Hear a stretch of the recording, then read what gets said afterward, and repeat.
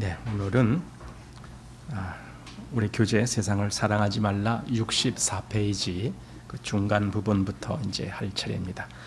그런데 이제 한 2주간 우리가 걸렀습니다. 그러다 보니까 이 앞에서 무슨 얘기를 했는지 다 까먹었을 거예요. 이런 거 안 까먹으면은요 살기 힘들어요. 이런 걸 빨리빨리 까먹어야 그래야 사람이 살아가지. 너무 안 까먹으면은 그냥 옛날 고려짝 얘기 다 기억하고 살면은 아주 살기 힘들어요. 그래서 그냥 당연히 이런 건 잊어버릴 수도 있다 이제 생각하고 제가 이제 잠깐 이제 요약을 좀 드리겠습니다. 우리 앞부분에 나온 내용들이 뭐냐면은 이제 4장 제목이 세상은 나에 대하여 이미 못 박혔다. 사실 이걸 알라라고 4장이 있는 거거든요. 그러니까 세상이 나와는 이제는 못 박힌 관계야. 이게 사도 바울이 갈라디아서 6장에서 세상이 나를 대하여 십자가에 못 박히고 내가 또한 세상을 대하여 그러하니라. 그러니까 그것이 진짜가 되면은 이 4장은 다 한 거예요. 그러니까 뭐 특별한 내용 아니고 우리가 익히 알고 있는 내용인데 이렇게 한번 정리를 해보는 것뿐이거든요. 그래서 그리스도인의 그 생활의 첫 번째 여기 원칙이라고 되어 있는데 그게 뭐냐 하면은 세상에서 분리되어 갖고 하나님께로 가는 것이다. 그게 그리스도인의 생활의 첫째 원칙이다. 그 일이 이루어져야 그 다음 이렇게 이제 되는 거거든요. 자, 그러면은 여기서 말하는 세상은 우리가 이제 보통 여기 코스모스라고 하는 그 헬라어의 코스모스라고 하는 그건데 그게 뭐냐라는 거예요. 그 세상이라는 게 뭐냐라는 거예요. 그럴 때 이제 우리가 보통 이것도 또 다른 세상이다라고도 말할 수 있지만 뭐냐면은 진짜 우리가 보고자 하는 것은 두 종류의 세상이 있다. 하나는 바벨론이라고 하는 또는 큰 음녀라고도 하는 그 세상, 우리가 요한계시록을 보기 때문에 이제 잘 여러분들은 아실 겁니다. 그 바벨론이라고 하는 그 세상이 있고 또 하나는 새 예루살렘이라고 하는 또 다른 영역이 있는 거예요. 이 둘은 섞이질 않아요. 이렇게 갈라지는 겁니다. 그런데 이 바벨론이 어떤 세상인지를 보기 위해서 사도 요한은 어디로 인도를 받느냐면 광야로 인도를 받습니다. 거기서 그 바벨론을 봅니다. 그러나 이 새 예루살렘을 보기 위해서는 또 다른 곳으로 인도함을 받는데 거기가 어디냐면 높은 산 꼭대기입니다. 그걸로 인도받아 갖고 그 새 예루살렘이 하늘에서 내려오는 것을 이렇게 보게 합니다. 그러니까 이게 보는 게 다르구나. 그래서 여기서 지금 말하는 것이 우리가 이 새 예루살렘을 보려면은 영적인 위치가 이 높은 산에 올라가야 된다. 그래야 그것이 보인다라는 말을 한 겁니다. 그리고 이제 이 새 예루살렘을 다른 말로는 거룩한 성이다 이렇게 얘기를 해요. 거룩한 성. 그래서 뭐 그 찬송가도 있잖아요. 예루살렘 예루살렘 오 거룩한 성아 이렇게 부르는 그 예루살렘 찬송가도 있듯이 거룩한 성이라는 거예요. 그런데 성경에서 그 거룩한 성을 말할 때 제일 먼저 보게 된 것이 그 거룩한 성에는 성곽이 있다 이거예요. 성곽이 있다는 것은 그 성곽 밖과 안을 경계에 긋는다라는 거죠. 이것은 섞이지 않는다라는 거죠. 바로 그런 의미에서 이 경계가 있다. 그렇다면은 이 성곽이 지금 어디에서 있어야 되느냐? 우리 마음에 있어야 된다라는 거예요. 우리 마음에도 이 성곽이 그어져야 된다는 거예요. 마음의 성곽이 그어져야 내가 이 세상과 섞이지 아니하고 구별되는 그 길을 갈 수가 있다라는 겁니다. 그래서 요한 1서 2장 16절 말씀에 육신의 정욕과 안목의 정욕과 이생의 자랑인 이 말씀이 먼저 나오죠. 그러니까 그 육신의 정욕, 안목의 정욕, 이생의 자랑 했을 때에 우리가 육신의 정욕, 그거는 세상에 속한 거야. 안목의 정욕, 그거 세상에 속한 거야. 그런데 이생의 자랑이라는 이 부분에서 사람들이 헷갈리기가 쉽다. 그래서 여기서는 요 세 번째를 중점적으로 얘기를 했어요. 이 세상에서 자랑, 즉 내가 나를 자랑하게 하는 그런 일들이 내 주변에서 벌어질 때 나는 은근히 이 세상의 기질로 가려고 하는 성질이 있다는 거예요. 나를 높이는 그런. 그래서 내가 뭔가를 잘했을 때 그 잘한 것이 건전한 내용이라 할지라도 예를 들어 학생이 학교에서 공부를 1등 했어. 그러면 얼마나 잘한 거예요? 그런데 그렇게 잘한 것이 내 마음에 있을 때 까딱 잘못하면은 그게 내 교만으로 갈 수가 있는 거예요. 바로 그런 의미에서 이 이생의 자랑이라고 하는 것도 역시 세상에 속한 것이다라는 걸 여기서 말씀했습니다. 그래서 그 자기 만족이라고 하는 이 부분, 자기 만족을 위해서 살면 안 되는 거예요. 그래서 자기 만족, 그것이 다른 말로 하면 교만으로 나타나는 겁니다. 그리고 그것은 하나님과 멀어지는 그런 결과를 초래하는 겁니다. 교만, 하나님이 제일 싫어하는 것 중에 하나가 교만이거든요. 그래서 교만은 하나님과 멀어집니다. 그러면서 이제 마지막으로, 그렇다면 우리가 하나님과 이 교통을 유지하기 위해서는 어떻게 해야 되느냐 했을 때 깨어 있어야 된다. 그리고 깨어 기도해야 된다라는 것이 이제 지난번 마지막 우리가 본 대목입니다. 자, 그리고 이제 그 64페이지 중간 정도 한번 보면은 이제 이렇게 시작됩니다. 자, 중간 정도. 그렇다면 여러분 교재 책에 그거 보입니까? 그렇다면 하나님의 백성을 잡으려고 마귀가 파놓은 이 함정을 어떻게 벗어날 수 있는가? 그러니까 사실 우리 육신의 정욕, 안목의 정욕, 이생의 자랑 이런 것들이 다 마귀가 파놓은 함정일 수가 있다라는 거죠. 거기에 빠지면은 이제 세상에 빠지는 거니까 거기서 어떻게 우리가 벗어날 수가 있는가라는 겁니다. 자, 먼저 강조하고 싶은 것은 벗어나는 길은 우리가 도망하는 것이 아니라는 것이다.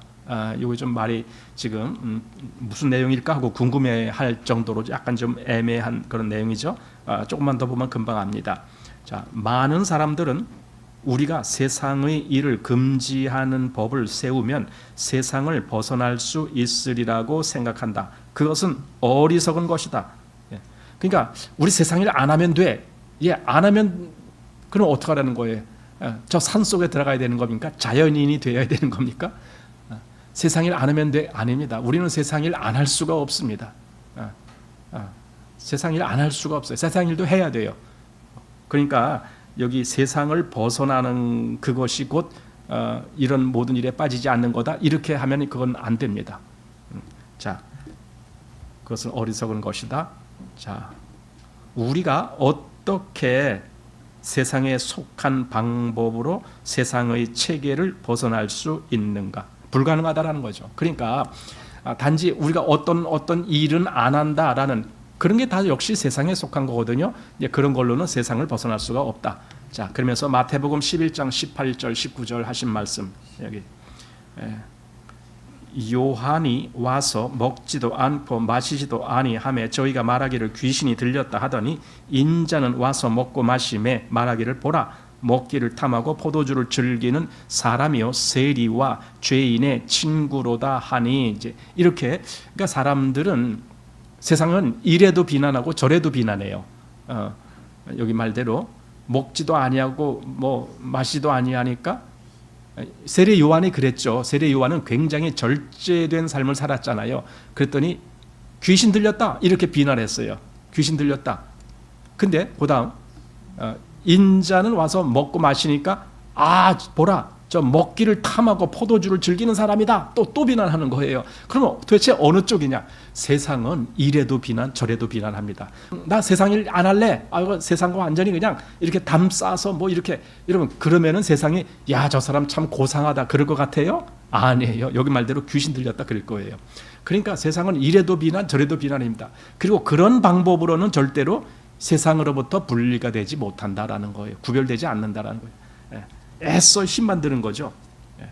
자, 어떤 사람은 침례자 요한이 여기에서 세상을 벗어나는 방법을 제공했다고 생각한다. 그러나 먹지도 않고 마시지도 않는 것은 그리스도인의 신앙이 아니다. 그리스도인께서 오셔서 먹고 마셨으므로 그것이 그리스도인의 신앙이다. 오히려 그리스도가 어떻게 하셨느냐? 그러니까 세례 요한이 어떻게 했느냐가 아니라 그리스도께서 어떻게 하셨느냐? 오셔서 먹고 마시고 오히려 그것도 죄인들과 같이 먹고 유대인들은 절대로 죄인과 같이 먹으면 안 되잖아요. 뭐 세리들과 또 같이 먹고 그러면 안 되잖아요. 근데 예수님은 다 그렇게 하신 거예요. 그럼 예수님이 이 세상을 따라 한 것인가요? 그게 전혀 그런 거 아니잖아요. 자, 거기에는 무슨 원칙이 있는지 한번 보겠습니다. 사도 바울은 세상의 초등 학문이란 붙잡지도 말고 맛보지도 말고 만지지도 말라고 가르치는 것이라고 설명했다. 잘 보세요. 세상의 초등 학문이 뭐냐? 사람들을 이렇게 가르친다는 거예요. 뭐라고요? 붙잡지도 말고 맛보지도 말고 만지지도 말라. 다 한마디로 보면은 외형적인 어떤 거룩함을 추구하는 것, 그렇잖아요. 아, 그런 건 좀 부정하니까 나 안 만질래. 보지도 말고 만지도 말아야 돼. 이렇게 뭔가 아주 대단히 거룩한 척. 여러분, 주일날이 거룩한 날입니까? 여러분 어떻게 생각하세요? 주일날이 거룩한 날입니까? 옛날에 안식일은 거룩한 날이었어요. 왜냐하면 그날은 하나님이 제정하신 날이기 때문에 그래요. 그럼 지금 주일을 우리가 그렇게 안식일 지키듯이 그렇게 지키는 날입니까? 아니에요. 우리가 모이는 날이 주일날, 지금 일요일을 주일로 해서 주일 모이지만은 만약에 그렇지 않냐고 세상 사람들이 다 그냥 화요일날 휴가 직장이 쉬고 다 그런다. 그럼 우리 화요일날 모이면 돼요. 굳이 일요일날 꼭 모여야만이 되는 거 아니에요. 물론 성경에는 일요일날 주님이 부활하셨습니다. 예, 맞아요. 부활하셨습니다. 그렇다고 해서 그 날을 기념하라고 말하진 않았어요. 그러니까 예수님이 예를 들어 예수님 탄생하신 날, 그런 날을 기념하라고 성경에는 한마디도 말씀하지 않았어요. 그러니까 크리스마스를 우리는 그냥 뭐라고 할까요? 주님이 탄생하신 그 어떤 그 뭐니까 의미를 그걸 우리는 살리면서 지나가지만 어떤 사람들은 그 날을 굉장히 아주 뭔가 이렇게 행사를 해서 그 날을 높이 이렇게 세우는 그런 것으로 지키려고 하는 사람들이 많죠. 여러분, 크리스마스라고 하는 날, 그 10월 25일 날이 그 날이 뭔데요? 오히려 이방신 섬기는 그런 날이었잖아요. 태양신 특별히. 왜 그러냐면요, 그 동지가 12월 요즘도 12월 거의 한 22일쯤 거의 동지거든요. 그럼 옛날에는요, 이 태양이 굉장히 귀했어요. 옛날에 전기불이 없었잖아요. 그러니까 밤만 되면 깜깜한 거예요. 그래서 가능하면은 낮의 길이가 길어야 좋은 거예요. 길어야 이게 동지하고 하지하고요, 이 낮의 길이가 한 4시간 정도 차이 날 거예요. 여러분, 4시간이면 얼마나 큰 기간입니까? 그러니까 이왕이면은 좀 낮 시간이 길어야 우리가 활동도 마음대로 할 수 있고 뭐 이렇게. 그러니까 태양이 너무 고마운 거예요. 그 태양이 아주 신처럼 떠받들기 시작하는 거예요. 그래서 동지부터 이제 다시 태양이 길어지는 거 아닙니까? 그러니까 그날을 우리 같이 즐거워하자. 그래서 태양을 섬기는 그 태양 숭배자들이 기념한 날이 12월 25일이었어요. 그런데 이제 콘스탄틴 대제가 이 기독교를 공인하고 나서 또 그 이후에 뭐 기독교계에서 이왕이면 예수님 탄생한 날도 우리가 기념하면 좋겠다. 그래서 언제가 좋겠느냐 했을 때 그냥 지금 12월 25일 날 이렇게 기념으로 섬기고 있으니까 우리 그날을 우리 예수님 탄생한 날로 하자. 뭔가 그래서 그랬는지 몰라도 하여튼 12월 25일로 결정이 된 거예요. 그러니까 날짜 자체는 아무 의미가 없어요. 12월 25일이라는 것은. 그래서 우리도 날짜 자체를 우리는 기념하면서 그런 거 안 해요. 다만 주님이 이 세상에 오신 그 의미를 우리는 되새기자라는 의미로 그렇게 생각하는 것뿐이지, 그 날에 뭐 대단한 행사를 하고 뭐 그런 거 우리 하나도 없어요. 그런데 세상은 그렇게 한다는 거예요. 사실은 교회가 그렇게 한다는 거예요. 그러니까 지금 주일날 주일 성수합시다. 여러분, 그 주일 성수라는 말이 왜 필요합니까? 성수란 말은 거룩히 기념하면서 지킨다, 그런 말이거든요. 성수. 여러분, 주일날을 우리가 거룩히 해야 됩니까?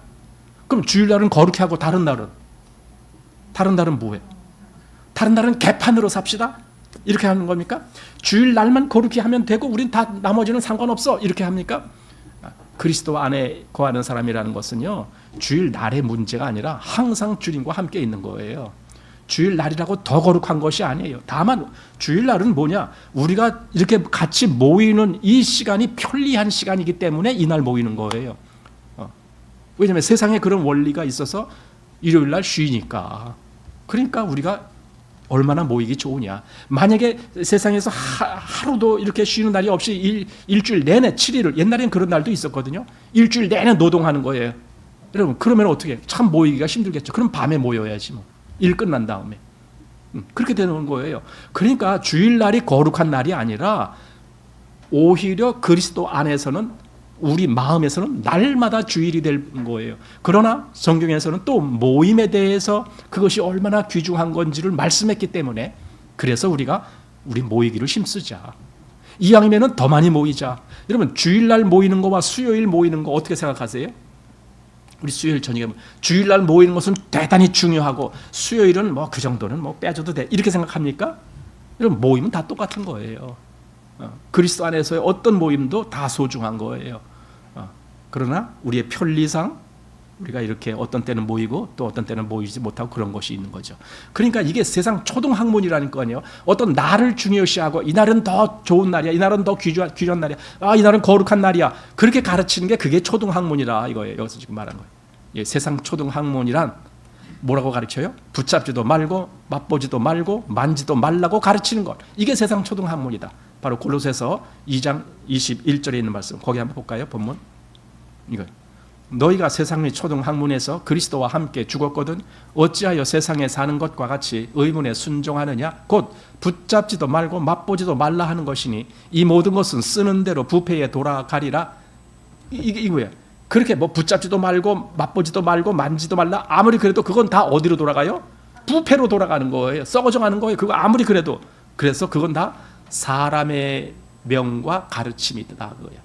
그래서 여기서 말한 대로 그건 세상 초등학문이다, 그렇게 말했던 겁니다. 그러므로 금욕주의는 단지 세상에 속한 방법에 불과한데 우리가 어떻게 세상에 속한 요소들로 세상의 체계를 벗어나기를 바랄 수 있겠는가? 그것은 불가능하다 이겁니다. 자, 당신은 아주 가난한 시골에 내려가서 초가집을 짓고 그곳에 은고하며 세상을 피하려 할 것이다. 예, 말하죠. 이게 말하자면 자연인 생활을 한다 그거 아닙니까? 완전히 이 문명 세계를 떠나서. 자, 그러나 그럴지라도 세상은 당신을 따라 그곳에 갈 것이다. 당신이 어디에 숨든지 세상은 당신을 뒤쫓아가서 당신을 찾아낼 것이다. 그러니까 당신은 세상으로부터 그렇게 뭐 더 거룩한 곳에 거한다 이런 식으로 해서 되는 게 아니다 그 말입니다. 세상을 떠날 수 없다 그렇게 갖고는. 자, 우리가 세상을 벗어나 구원을 받는 것은 이것저것을 버리는 것으로 시작하는 것이 아니라 우리가 하나님의 안목을 가지고 세상은 죽음의 판결 아래 있음을 보는 것으로 시작해야 한다. 그러니까 진짜 여기서 말한 대로 이 구원의 삶의 시작을 어떻게 해야 되느냐 했을 때 이 세상이 뭔 줄 알아야 되고 이 세상은 과연 하나님 앞에 어떻게 됐는 줄 알아야 되는 거예요. 하나님 앞에 어떻게 됐어요? 선고받았어요. 사형 선고. 이 세상은 멸망 선고를 받은 거예요. 무너졌도다 큰 성 바벨론이요. 그게 하나님이 이 세상을 향해서 내린 선고란 말이에요. 그걸 보면은 그 무너졌도다 하는 거기에 내가 그냥 나도 여기서 같이 무너질래요. 그럴 사람이 누가 있겠느냐 이거예요. 그리스도인이라면. 그러니까 그렇게 본다라면 그 사람은 거기에 합세하지 않게 된다 그거죠. 당연히 그 사람 거기서 나오게 된다. 그러니까 이것을 먼저 보는 것이 중요하다라는 겁니다. 자, 이 4장 첫 부분에서 인용한 상징은 우리에게 무너졌도다 큰 성 바벨론이여 라고 말한다. 무너졌도단 말이 사형 선고 내린 거예요. 그래서 사형은 산 사람에게 언도하는 것이지 죽은 사람에게 하는 것이 아니다. 한 면에서 말한다면 오늘날 세상은 살아있는 세력으로 잔혹하게 그의 대상을 추적하고 찾고 있다. 그러니까 세상이라는 것은요 살아있어요. 살아있다라는 것은 뭔가 역사를 한다라는 거예요. 그 역사가 뭐냐?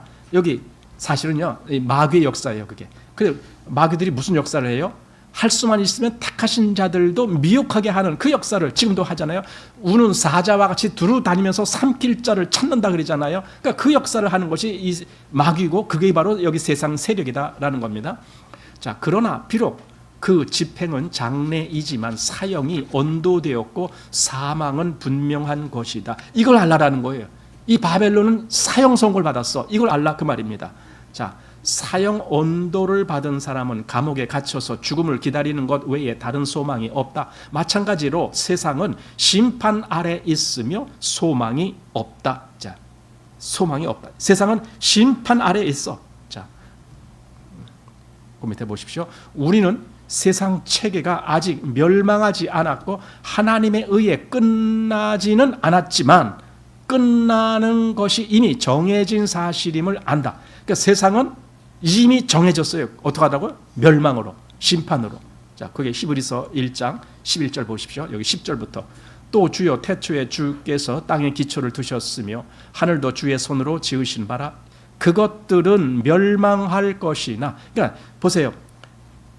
태초에 주께서 이 땅에 기초 두셨고 또 그 모든 것이 여기 주의 손으로 지은 바 되었지만은 그러나 이 처음 하늘과 처음 땅은 다 멸망하게 되어 있다. 지금 그래요. 그것들은 멸망할 것이나 그다음에 오직 주는 영존할 것이요 그것들은 다 옷과 같이 낡아지리니 의복처럼 갈아입을 것이요 그것들이 옷과 같이 변할 것이나 주는 여전하여 연대가 다함이 없으리라 하였으나 보세요.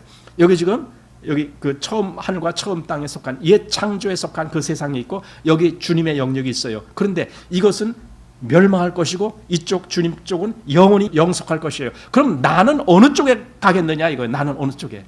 이쪽은 멸망할 것이고 이쪽은 영원할 것인데 나는 어디 가길 원하느냐 이게 뭐 물어보나 마나죠. 그죠? 당연히 우리는 주님 쪽에 영원히 거하는 그쪽을 가길 원하죠. 그러니까 이렇게 분별하는 사람은 이 세상을 따라갈 수가 없다 이거예요. 그래서 세상과 구별되는 거예요. 분별되는 겁니다.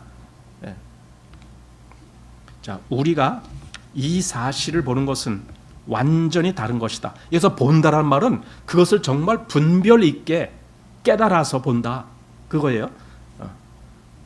어떤 사람은 침례자 요한같이 먹지도 마시지도 않는 금욕적인 방법으로 세상에서 구원을 받으려 한다. 그것은 오늘날의 불교이지 그리스도인의 신앙이 아니다. 이게 자기 뭐라고 하는 거예요? 자기를 일부러 막 그렇게 극한 상황으로 몰고 가서 뭐 먹지도 않고 마시지도 않고 이런 금욕하는 자. 그리고 사실은 일반 종교들이 다 그 길을 가고 있어요. 불교뿐만 아니라 또 저쪽에 무슨 뭐 인도라든가 이런데 뭐 가면 저쪽 티베트에서 불교도 각국 나라마다 그것이 약간씩 다르기 때문에 그런데 가보면은요 다 이런 과정들이 있어요. 자기 수도한다라고 할까요? 수도 그런 과정이 있어요. 다. 그래서 사람들이 볼 때 그 사람들을 고상하게 보는 거예요. 저 수도승들 참 대단하다. 이렇게 보는 거예요. 그런데 기독교를 보니까 기독교 사람들은 이런 걸 안 하네.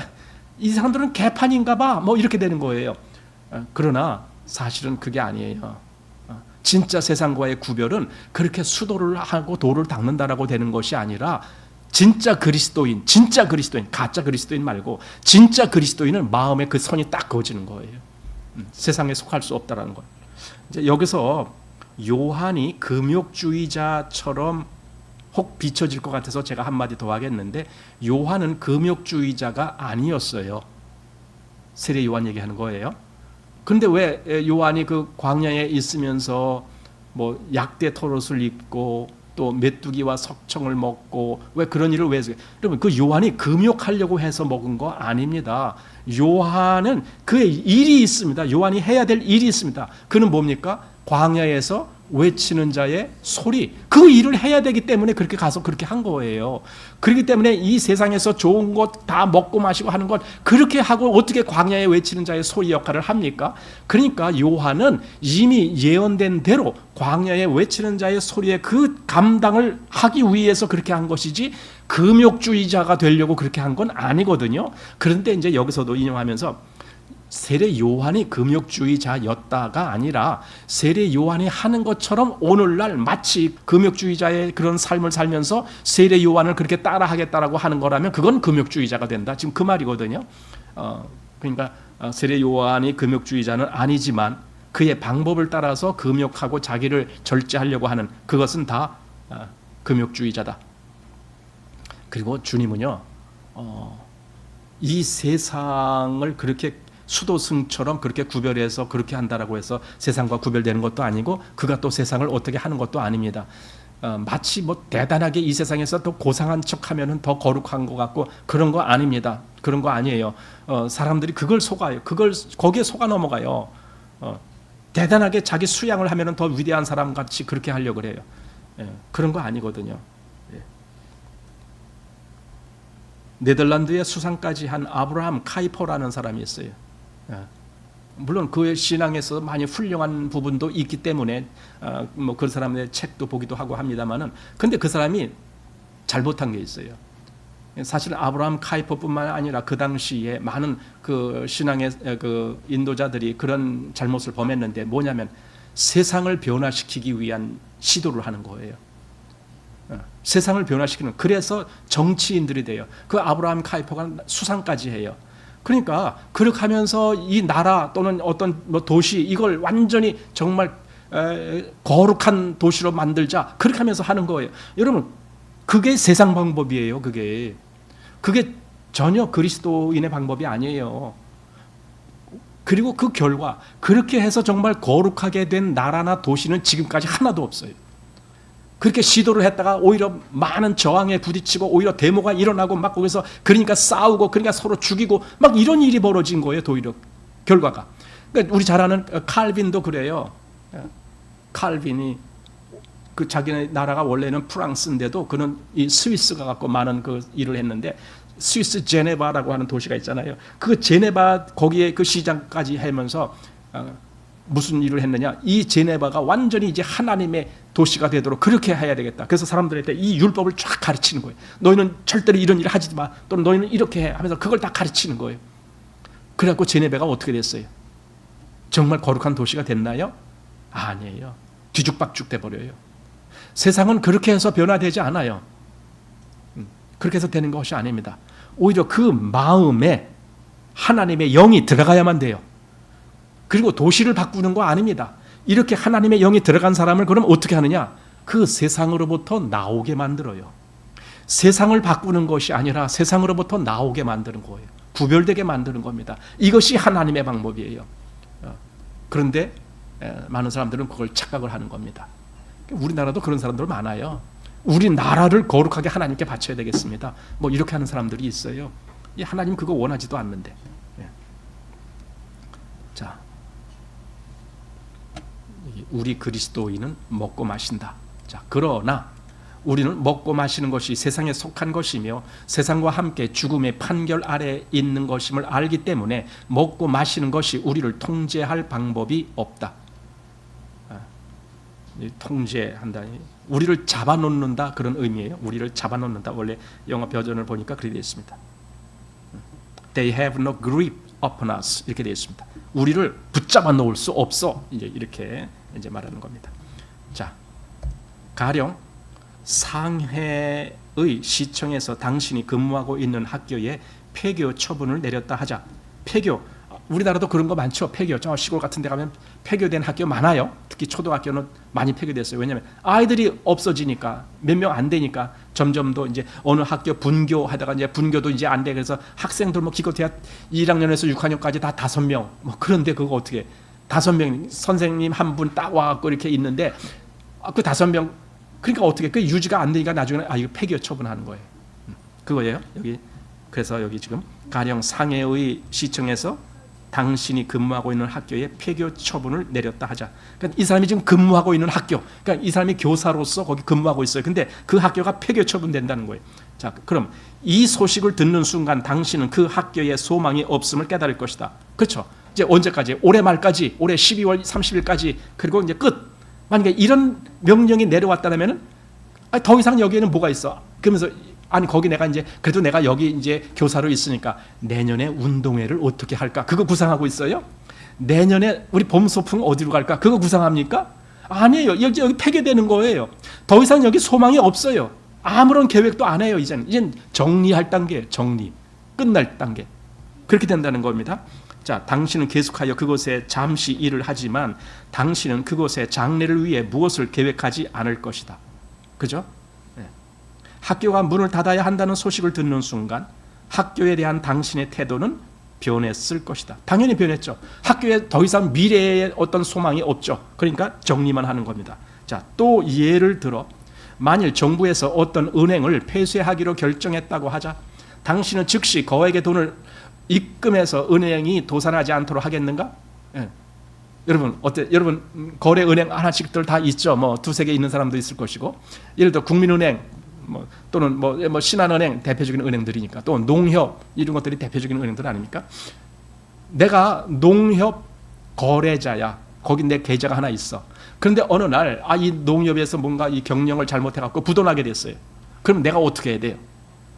내 있는 전 재산 다 팔아갖고 돈 갖다가 딱 입금하면서 부도 안 나게 어떻게 해서든지 막아야 돼. 내가 그러고 있을 겁니까? 내가 그럴 거냐고요. 그러니까 내가 제대로 된 사람이라면 거기 있는 내 잔금까지도 다 빼내야지 빨리. 나중에 그것이 어떻게 차단될지 모르니까 빨리 빼내야지. 부랴부랴 가서 달려가서 빼내야지. 예, 그래야 내가 조금이라도 손해 안 보지. 아마 이런 생각을 하는 게 정상일 겁니다. 예. 당신은 즉시 거액의 돈을 입금해서 은행이 도산하지 않도록 하겠는가? 결코 그렇지 않을 것이다. 당신은 그 은행이 소망이 없다는 소식을 듣자마자 1원도 남겨놓지 않을 것이다. 당신은 그 은행에 소망이 없기 때문에 다시는 돈을 저축하지 않을 것이다. 그렇죠? 지난번에 그런 거 우리 봤잖아요. 제2금융권 어디예요? 무슨 새마을금고입니까? 뭐 어디 그런 거 있었잖아요. 나 어딘지 잘 모르겠는데 하여튼 그런 일이 있었어요. 그럼 그 뭐예요? 만약에 그게 진짜 부도나서 그렇게 된다면 누가 거길 예금하겠어요? 오히려 돈을 빨리 빼내야지. 그러니까 은행이 부도난다 또는 이 학교가 폐쇄한다, 더 이상 거기 미련 안 갖는 거예요. 빨리 나와야 되는 거예요. 그런데 보세요, 하나님이 지금 어디를 그렇게 파산 선고 내렸다고요? 이 세상 그거잖아요. 하나님이 이 세상 바벨론 무너졌도다 이렇게 선고 내렸다면 내가 그 세상에 대해서 미련을 가져야 돼요? 아니죠. 빨리 나오는 게 더 현명한 거죠. 그거 얘기하는 거예요 지금. 자, 우리는 세상이 폐쇄되기로 판결되었다는 근거 있는 말을 할 수 있다. 바벨론의 군대와 어린 양이 전쟁할 때, 이거 요한계시록에 나오잖아요. 그 전쟁하는 거. 전쟁할 때 만주의 주여 만왕의 왕께서 그분의 죽음과 부활을 통하여 그들을 이김으로 바벨론은 무너졌다. 이거예요. 이게 요한계시록 17장 14절. 그러니까 오늘 주제도, 설교 오전 주제도 그거였잖아요. 만왕의 왕, 만주의 주 예수 그리스도가, 그 말은 뭐예요? 그 예수 그리스도를 대적했던 이 세상 바벨론은 무너졌도다 이렇게 되는 거예요. 파멸되는 거예요. 파멸. 그러니까 여기 요한계시록 좀 보고 지나갑시다. 요한계시록 17장 여기 14절. 저희가 어린 양으로 더불어 싸우려니와 어린 양은 만주의 주시오 만왕의 왕이심으로 저희를 이기실 터이요 또 그와 함께 있는 자들 곧 부르심을 입고 빼내심을 얻고 진실한 자들은 이기리로다. 이거 보세요. 여기 예수님이라고 안 했어. 어린 양이라고 했어요. 어린 양이 만주의 주시오 만왕의 왕이심으로. 아까 요한계시록 어디 19장에 나온 그 말씀과 똑같은 말씀이에요. 이게 거기 19장 16절에 그 이름이 있으니 이름 쓴 것이 있으니 만왕의 왕이요 만주의 주다. 그러니까 그분이 여기 어린 양이다라는 걸 우리가 금방 알게 되고 그분이 바로 예수님이시다 금방 알게 되는 거예요. 이겼다고요. 여기 이겼다고요. 그러니까 이 세상은, 즉 바벨론은 끝난 거예요. 이미 결정된 거예요. 자, 맨 위에 끝 보면 바벨론은 소망이 없다. 그리스도의 십자가의 계시는 우리로 이 사실을 발견하게 하는데, 자, 그럼 정말 바벨론이 소망이 없다라는 걸 누가 알게 되느냐 했을 때 그리스도의 십자가의 계시, 이것이 와야 그렇게 알아요. 이게 뭐냐면요, 예를 들어 성경에서 어느 날 어떤 사람이 그걸 읽는 거예요. 아, 바벨론은 멸망하는 거네. 이걸 읽었어요. 읽을 수 있잖아요. 누구든지 글자만 알고면 다 읽으니까. 그런다라고 해서 그 사람이 그걸 아는 건가? 아니에요. 왜냐하면 그렇게 읽고도 그 사람은 계속 바벨론을 향해서 투자를 할 거예요. 거기서 더 잘 살려고. 그럼 그 사람은 그걸 본 게 아닌 거예요. 여기 계시로 그것이 나한테 주어진 사람은 그걸 진짜로 아는 거예요. 그래서 세상을 향한 어떤 미련도 안 갖는 거예요. 세상은 아니다. 나는 오직 주님께, 이렇게 되는 거예요. 이것이 진짜 아는 것이고 하나님의 계시다, 이렇게 하는 거예요. 여기 그리스도의 십자가의 계시는 우리로 이 사실을 발견하게 하는데 곧 십자가로 말미암아 세상에 속한 모든 것이 죽음의 판결 아래 놓여진 것이다. 이렇게 되는 겁니다. 자, 우리는 여전히 세상에 살고 세상의 물건을 사용한다. 그러나 우리는 그것들을 우리의 소망으로 삼을 수 없는데, 왜냐하면 십자가가 그것들에 대한 우리의 모든 소망을 분쇄해 버렸기 때문이다. 여기 이제 십자가라는 게 나왔어요. 십자가는 뭔가 이거예요. 여러분, 십자가는 뭔가? 예수님이 죽은 것이 십자가다, 이렇게 알아요. 예수님이 죽으셨어. 우리 죄 때문에 죽으셨어. 이렇게만 십자가를 아는 거예요. 그런데 여러분, 십자가의 깊이는 그것이 아니에요. 더 깊어요. 그보다 더 있어요. 뭐냐? 나도 거기서 같이 죽었어요. 주님과 함께. 이것이 분명해야 돼요. 그러니까 나도 주님과 함께 거기서 죽었다라고 하는 것, 나뿐만이 아니라 나와 같이 있었던 그 세상적인 어떤 것, 나와 연결되어 있는 세상적인 어떤 것들도 다 십자가에서 같이 죽은 거예요. 그리고 그 십자가에서 다 죽었는데 하나님이 나만, 그러니까 나에게 속한 세상은 그건 내버려 두고 나만 그리스도와 함께 다시 부활에 참여하게 한 거예요. 그래서 세상과 구별되게 한 거예요. 자, 우리는 실제적으로 우리 주 예수의 십자가가 세상에 대한 우리의 소망을 멸했으므로 더 이상 세상에 어떠한 것을 위해 살 수 없다고 말할 수 있다. 그러니까 진짜 그렇게 안 사람, 즉 계시로 안 사람, 그 사람은 이 말을 할 수 있는 거예요. 나는 더 이상 세상을 위해서 살 수 없어. 이렇게 되는 거예요.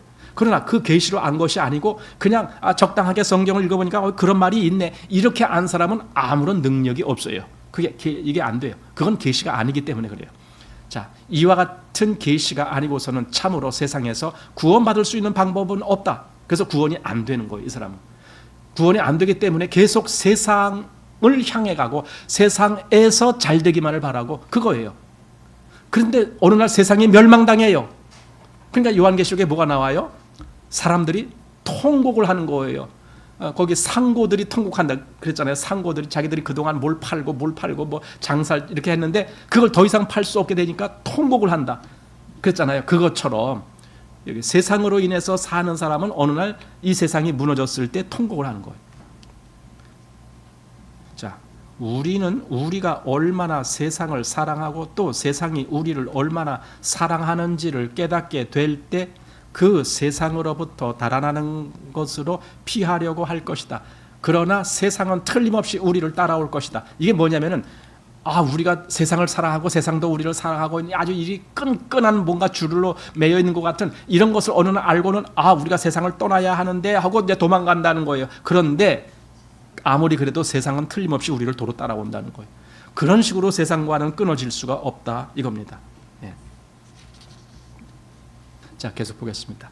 하지만 우리가 일단 세상은 멸망받기로 정해졌음을 깨닫는 순간 우리는 틀림없이 세상의 모든 것에 대한 흥미를 잃을 것이다.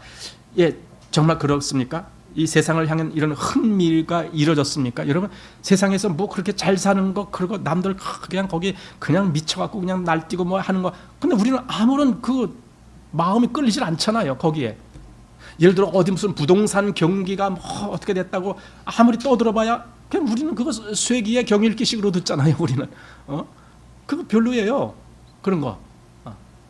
또 어디서 무슨 재미난 무슨 축제를 한다는데 그냥 우리는 그래 뭐 그런가 보다. 우리는 왜 마음이 안 끌려요? 사실은 우리가 억지로 그렇게 마음이 안 끌리려고 그래서 그런 것이 아니라 그냥 저절로 그런데 마음이 없어져요. 저절로.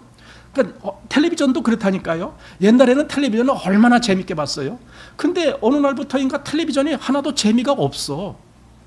텔레비전은 똑같은데 내 마음에서는 그게 재미있게 보여지지가 않아요. 저도 옛날에는요, 주말마다 주말에 명화하는 거 엄청 즐겨봤어요. 밤늦게까지. 그러니까 그 버릇이 아직도 있어갖고 늦게까지 있는 버릇이 있는 것 같은데 하여튼 영화가 그렇게 멋있고 재미있고 그랬습니다. 그런데 지금도 가끔 보긴 봐요. 근데 옛날 같은 그런 재미가 없어. 그냥 저렇게 하구나 하고 요즘 오히려 그런 식으로 보지. 야 너무 멋있다 이런 식으로 보이지가 않아요. 자, 하지만 우리가 일단 세상은 멸망받기로 정해졌음을 깨닫는 순간 우리는 틀림없이 세상의 모든 것에 대한 흥미를 잃을 것이며 바로 그거죠. 세상도 우리를 붙잡을 방법이 없다.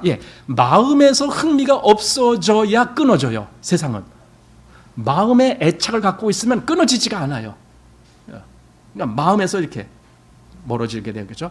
자, 우리가 이 사실을 보기만 한다면 우리는 자동적으로 사탄의 모든 체계와 분리될 것이다. 이 사실을 보기만 한다면 세상이 어떤 것이고 그리고 세상의 결국이 어떻게 된다는 걸 그걸 보기만 한다면 그걸 계시로 보기만 한다면 아니 멸망받을 세상을 그걸 그대로 좋아라라고 쫓아간다는 사람이 제정신이겠습니까? 그건 뭔가 이상한 거지. 여기 불이 나서 이 건물이 지금 무너질 텐데 그걸 알면서 거기 들어갈 사람이 누가 있겠습니까? 세상은 무너지는 건물인데. 자, 바울은 갈라디아 사람들에게 보낸 서신의 마지막에서 매우 분명하게 이 사실을 말했다. 갈라디아서 6장 14절이죠. 내게는 우리 주 예수 그리스도의 십자가 외에 결코 자랑할 것이 없으니 그리스도로 말미암아 세상이 나를 대하여 십자가에 못 박히고 내가 또한 세상을 대하여 그러하니라. 이게 분명하다는 거예요. 사도 바울은 이걸 분명하다라고 말했습니다. 뭐야? 세상과 나는 십자가에서 못 박힌 거다. 십자가에서 못 박혔다. 어디 다른 데 못 박은 것이 아니라 십자가에다 못 박았어요. 사실은 그것은 예수님의 십자가, 거기에 같이 참여한 거죠. 자, 이 구절에서 무엇이 특별히 당신의 주의를 끄는가? 세상에 관하여 이 구절은 십자가의 두 방면의 역사, 즉 우리가 3장에서 대략 제기했던 것을 말한다. 내가 세상에 대하여 십자가에 못 박혔나니 이렇게 말하는 거예요. 이 말은 로마서 6장의 말씀과 같이 우리가 그리스도와 함께 십자가에 못 박힌 것에 대한 깨달음과 상당히 부합한다. 그러니까 로마서 6장과 갈라디아서 6장이 서로 이렇게 연결되는 거예요. 그러나 이 구절은 특별히 세상이 나를 대하여 십자가에 못 박혔다고도 말한다. 그러니까 로마서 6장에 이 말이 없어요. 즉 세상이 나를 대하여 십자가에 못 박혔다, 이 말은 로마서 6장에는 없는데 갈라디아서 6장에는 이 말이 딱 있는 거예요.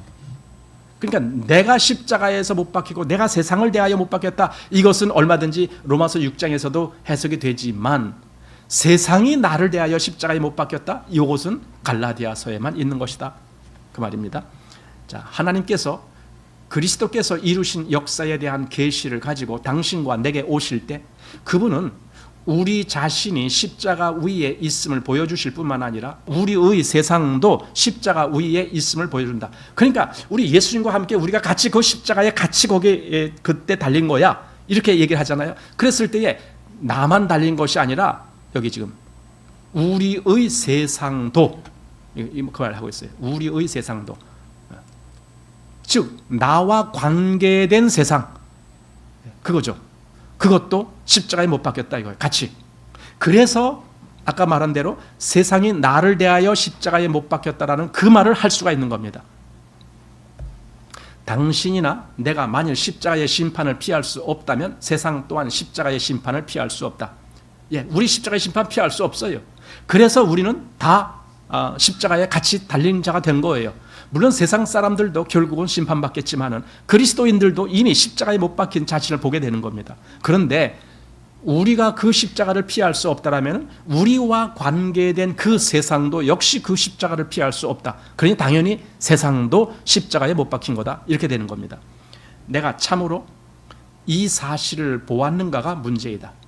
이 사실을 보았다면 나는 사랑하는 세상을 거절하려고 시도하지 않아도 십자가가 이미 그것을 거절했음을 볼 것이다. 여기 십자가가 이미 나와 세상을 떨어뜨려 놓았다는 거예요. 거부했다는 겁니다. 그래서 나는 내게 붙어있는 세상을 벗어버리려고 시도하지 않고 십자가로 말미암아 이미 벗어났음을 볼 것이다. 이게 가능한 거예요. 그러니까 우리는 세상에서 벗어나려고 무슨 수도승 같이 어디 산속에 들어가고 그런 거 안 합니다. 우리는 그런 거 안 해요. 왜냐하면은 이미 그리스도인이 이 세상으로부터 분리됐다는 걸 알기 때문에 우리는 이미 구별됐어요. 이미. 애써서 우리가 노력을 해서 구별되려고 하는 게 아니에요. 이미 그리스도 안에 들어간 자이기 때문에 그리스도 안에서 십자가에 못 박혔고 거기서 세상이고 나도 다 같이 십자가에 못 박혔는데 다만 하나님이 나를 그리스도 예수 안에서 나를 새로운 나로 살린 것뿐이에요. 그게 다예요. 그 외에는 아무것도 우리가 추정을 해서 만들 필요가 없습니다. 우리는 이미 십자가에서 벗어났다. 자, 세상에서 구원을 얻는 길은 그리스도인의 생활 가운데서 많은 다른 일과 같이 우리를 놀라게 하는데, 왜냐하면 그 길은 모든 사람의 천연적인 관념과 전혀 다르기 때문이다. 천연적인 관념, 보편적인 생각, 일반 사람들의 보편적인 생각과는 완전히 다르다. 뭐가? 세상에서 구원을 얻는 길이. 그러니까 사실 세상에서 구원 얻는 길은요, 하나님이 정해놓은 방법인데 그게 뭐냐? 십자가예요. 근데 사람들은 십자가에서 해결된 것을 보려고 하지 않냐고 자기가 애써서 구별되려고 하고 있어요. 애써서. 그래서 돌을 닦는 거예요. 난 기독교인이 왜 돌을 닦는지. 옛날에는 그런 것이 뭐라고 했냐면 수도원이라고 했습니다. 이 천주교가 입국할 때는 수도원이라고 해서 사람들이 자기들 더 특별하게 뭔가 더 거룩한 어떤 삶을 살려고 일부러 수도원에 들어가고 그랬습니다. 그런데 요새 와서는요, 그 수도원이라는 것은 조금 사람들이 좀 기피를 하잖아요. 왜? 그 가톨릭의 잔재 같으니까. 그래서 요즘 새로 만든 것들이 뭡니까? 그게 기도원이에요. 기도원. 물론 처음에 기도원들은 꽤 그래도 저 산속 같은데 그런 데 있고 막 그랬지만 요즘은 또 그게 다 이게 주거지 있는 대로 다 내려왔어요. 그래서 사방 곳곳에 기도원이라고 이렇게 하고 있어요. 그렇게 할 필요가 뭐가 있어요? 여러분, 기도는 어디서 해요? 기도원 가서 합니까? 골방에서 하는 거예요. 그 골방이라는 것이 뭡니까? 내 마음에 구별되어진 영역을 이야기하는 거예요. 기도는 그렇게 이루어지는 거예요. 내 마음에 이 세상과 구별된 영역, 그것이 있는 사람이라면 굳이 산속에 안 들어가도, 굳이 저기 어디 뭐 기도원에 안 가도 얼마든지 이 영역에서 기도가 되는 거예요. 오직 하나님과 나와만 이렇게 마주치는 그 영역, 이 세상과는 구별되고 그 영역, 그게 있어야죠. 그래야 골방이 되는 거죠. 거기서 나는 하나님을 바라보고 내 마음을 하나님께 보여드리고 이렇게 되는 거죠. 그러니까 여기 보통 사람들의 천연적인 관념은 뭡니까? 자기들이 더 거룩한 생활을 해야만이 구별된다. 아마 이렇게 하는 건 그거 아니다. 그겁니다. 자, 사람들은 그들이 보기에 자기 주위에 위험한 곳을 벗어나면 세상의 문제가 해결할 수 있다고 생각한다. 이게 위험한 곳, 이게 뭐래가, 이게 한마디로 좀 나빠 보이는 곳, 저런 거는 죄 짓는 것 같아. 뭐 이런 곳, 그런 곳에서 멀리 하려고. 예. 물론 당연히 우리는 죄 짓는 곳 가까이 가면 안 되겠죠. 당연히 죄 짓는 건 나쁜 거죠. 그런데 그걸로 마치 세상과 구별되려고 한다? 이 생각은 잘못된 겁니다. 자, 그러나 몸이 어떠한 곳을 벗어난다고 해서 영적으로 벗어나는 것은 결코 아니며, 반대로 몸이 세상과 접촉한다고 해서 영이 세상에 사로잡히는 것도 아니다. 그러니까 영의 문제는 구별되는 겁니다. 그래서 몸은요, 그냥 우리는 이 세상에 살고 있어요. 이 세상에 살고 있는 것은 이 세상 사람들도 만나고 있고요, 이 세상 사람들과 같이 먹고 마시고 다 할 수 있어요. 그 남 잠잘 때 같이 잠도 자고 다 하는 거예요. 그러나 내 영의 영역은 구별되어 있다는 거예요. 이게 중요한 거죠. 이게 중요한 거고, 우리는 거기서 가장 중요한 하나님과의 만남이 이루어지는 거죠. 세상이 영적으로 묶이는 것은 영적인 눈멀매의 결과이며, 또 구원을 받는 것은 우리의 눈이 열려진 결과이다. 그러니까 눈이 멀었느냐, 눈이 열렸느냐, 그거에 따라서 이 결과가 달라지는 거예요. 영적인 눈. 당연히 우리가 영적인 눈이 열려서 이걸 보아야 되겠죠. 이걸 보아야. 어떻게 하나님이 세상을 처리했는지, 어떻게 하나님이 이 세상이 나에 대해서 십자가에 못 박혔다라는 것을, 그걸 어떻게 우리에게 보여주셨는지, 그런 걸 보아야 되겠죠. 자, 우리가 외면적으로 세상과의 접촉이 아무리 친밀하다 할지라도 우리가 참으로 세상의 성질을 본다면 세상의 권세에서 해방을 받을 것이다. 세상에 굴복되지 않는 거예요. 그래서 세상의 권세, 그 무너졌도다 큰 성 바벨론이여 할 때 그 바벨론은요, 이 세상의 체계입니다. 세상 체계. 그건 세상이, 즉 사단이 결국은 주장하는 세상인데, 사단이 세상 임금이기 때문에 사단이 주장하는 세상인데, 그 사단이 주장하는 세상은 어떻게 해서든지 그 세상 원리로 사람들을 꽁꽁꽁 이렇게 묶어놓는 거예요. 그 안에서만 활동하게. 근데 그리스도인은 거기서 나오는 거예요. 사단이 엮어놓은 그 세상이라고 하는 그 권세에서, 거기서 여기 해방을 받을 것이다.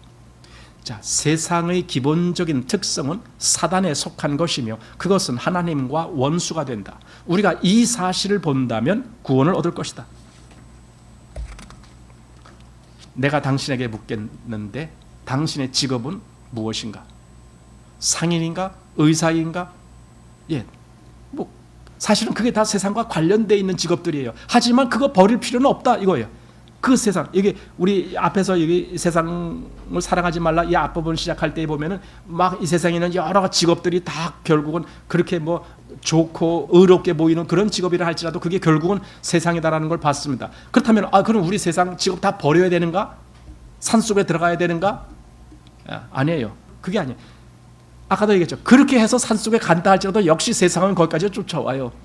그런 게 방법이 아니라 이 세상이 무엇이라는 세상의 실체를 보면 돼요. 세상이 무엇인가? 세상은 하나님께 대하여 어떻게 사형 선고를 받았는가? 그 실체를 보면은 나는 미련 없이 내가 마음을 세상에 주질 않아요. 다만 우리가 세상에서 살아가는 수단으로 세상에 있는 직업을 가질 뿐이에요. 그래서 여기 그 직업을 버리지 말라. 다만 다음의 말을 기억하라. 뭐라고요? 상업은 죽음의 판결 아래에 있다. 또 의료업도 죽음의 판결 아래에 있다. 여기 상업이나 의료업 둘만 나왔어요. 왜냐하면 아까 그 위에서 당신이 상인인가 또는 당신이 의사인가 이걸 둘로 지적했대요. 그 다른 직업은 뭐 안 그래요? 다 마찬가지죠. 당신이 어떤 직업을 가졌든지 그 직업은 여기 뭐예요? 죽음의 판결 아래에 있다 이겁니다. 그러니까 우리가 거기서 일을 하고 거기서 나오는 것으로 인해서 우리의 생활을 영유하기도 하고 하지만 문제는 우리 마음을 거기다 빼앗기질 않아요. 돈이라는 것을 우리가 얼마나 유용하겠습니까? 그리스도인들도 돈을 잘 써야 돼요. 돈을 잘 벌어야 돼요. 잘 벌고 잘 써야 돼요. 그리스도인이라고 돈도 안 벌고 난 돈 안 벌고 난 돈도 안 쓸 거야. 예, 그럼 그 사람 산속에 들어가서 살면 돼요. 그러나 그건 그리스도인의 생활이 아니에요. 그건 도 닦는 사람이지. 그리스도인은요, 돈도 잘 벌어야 돼요. 그리고 돈도 잘 써야 돼요. 잘 쓴단 말은 유익하게 쓴다는 말이에요. 그래서 성경은 뭐라고 얘기했습니까? 돈이 너에게 악이다 얘기하지 않아요. 물론 악이 될 수 있는 여지가 있습니다. 그래서 무슨 얘기를 하느냐? 돈을 사랑함이 일만 악의 뿌리가 되나니 이렇게 얘기를 한 거예요. 돈을 사랑한다는 것은 마음을 거기 빼앗겼다는 거잖아요. 즉 세상을 사랑한다는 거예요. 그러나 우리는 돈을 벌어요. 여러분이 돈을 벌어도 거기에 마음을 빼앗기고 그 돈을 사랑하고 돈에 애착을 갖게 된다면 여러분은 세상에 빠져들어가는 거예요. 그게 그리고 다른 악. 여기서 일만 악의 뿌리가 된다. 악. 그 악이 뭐예요? 하나님과 멀어지는 거예요. 자, 아래 보겠습니다. 당신이 만일 참으로 이 말을 기억하고 있다면 이후에 당신의 생활은 변할 것이다. 그래서 당신은 하나님과 원수이며 심판받은 세상 가운데서 어떻게 생활을 해야 하며 참으로 어떻게 그분을 사랑하고 그분을 경외하는 사람이 되는지를 알게 될 것이다. 우리는 그냥 세상에 살아요. 여러분 그리스도인이라고 해서 산속에 들어가 사는다고 더 거룩해지지 않아요. 옛날에 그런 사람들이 있거든요. 더 거룩한 삶을 위해서 세상과 접촉을 끊어. 그럼 어떻게 해? 완전 골방 문 딱 잠가놔. 아무도 오지 못하게. 그렇게 살아요. 또 어떤 사람은요 그런 사람이 있어요. 왜 그 별명이 있는데 기둥성자. 여러분 들어본 적 있습니까? 기둥성자. 전봇대 같은 나무를 크게 높은 걸 딱 세워놓고요 그 위에 가서 거기서 살아. 나는 아무 사람과도 접촉을 안 하겠다. 왜? 거기서만 살아. 그런다고 그게 거룩한 겁니까? 여러분 그리스도인은요 세상에서 그렇게 완전히 떨어진 곳에 살라라고 부름을 입지 않았습니다. 반대입니다. 오히려 너는 세상으로 가라 이거예요. 세상으로 가라. 그건 세상에 빠져라가 아니에요. 너희는 세상에 가라. 근데 뭘 가지고 가냐? 복음을 가지고 가라 이거예요. 너희는 세상에 가서 그 복음을 가지고 너희는 저들에게 복음을 전하라. 그 사명을 받은 것이 그리스도인이지 이 세상과 구별된다고 해서 너는 저 산속에 들어가라. 그거 아닙니다. 그래서 제가 말하는 거예요. 왜 기도원이 필요하냐고요. 왜 수도원이 필요하냐고요. 하나님이 인정하시는 이 세상에서의 기관은 교회입니다. 그게 다예요. 유일하게 교회. 하나님이 인정하시는 기관은 교회입니다. 그러면 된 거예요. 왜 기도원이 필요하고 왜 수도원이 필요합니까?